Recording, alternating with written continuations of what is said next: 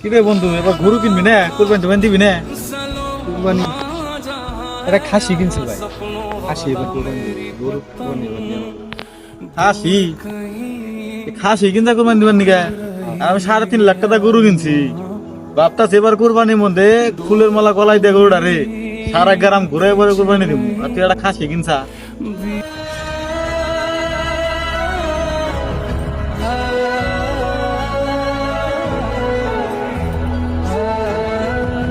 বন্ধু, একটা খাসি কিনছি, তাই আমার খুব পরিশ্রম হয়েছে।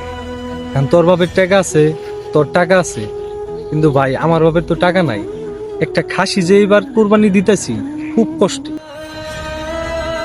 তাছাড়া বন্ধু, 3-4 লাখ টাকা দিয়ে গরু কিনে কোরবানি দিলে কি আল্লাহ কবুল করে?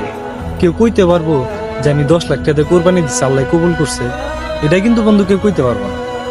আমার যেটুক সামর্থ্য আমি এইটুক দিয়া আল্লাহ রাস্তায় কুরবানি করতেছি। আমার বাপের যেটুক টাকা, ওই টাকার পরিমাণেই আমি কুরবানি দিই। হ্যাঁ বন্ধু, তোর বাপের টাকা আছে বইলাই তুই যে এই 3-4 লাখ টাকা গরু কিনে পুরা এলাকা ঘুরাইয়া তারপর কুরবানি দিবার চাইতেছস বন্ধু, এটা কি অহংকারের মধ্যে পড়ে যাইতেছে না? বন্ধু, যারা মান সম্মানের ভয়ে লোক দেখানো কুরবানি দেয় তাদের কুরবানি কবুল হয়। বন্ধু, কুরবানি দে, কুরবানি দেয়া মহত্তর কাজ, কিন্তু এমন কুরবানি দিস না লোক দেখানো কুরবানি। কুরবানি তুই অল্প টাকাতে দে, 50,000 টাকাতে দে, 60,000 টাকাতে দে, 3-4 লাখ টাকাতে কুরবানি দেওয়া লাগবে না। অল্প টাকায় কুরবানি দে, কিন্তু লোক দেখানো না। ঠিক আছে বন্ধু, তাহলে আল্লাহ তাআলা কবুল করতে পারে। এরকম লোক দেখানো কুরবানি আল্লাহ তাআলা কবুল করবো না বন্ধু।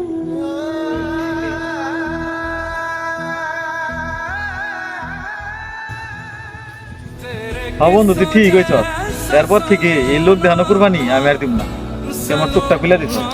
जहाँ है यहाँ सपनों वाला मेरी पतंग दूर कहीं